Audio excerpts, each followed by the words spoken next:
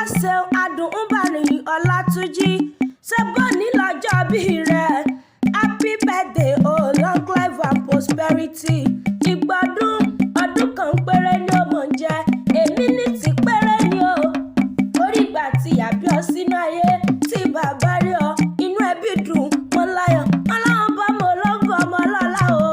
ọmọ yìí ọmọ ẹ̀yẹ sínú ilé àwọn lónìí mo ní wò àṣeyí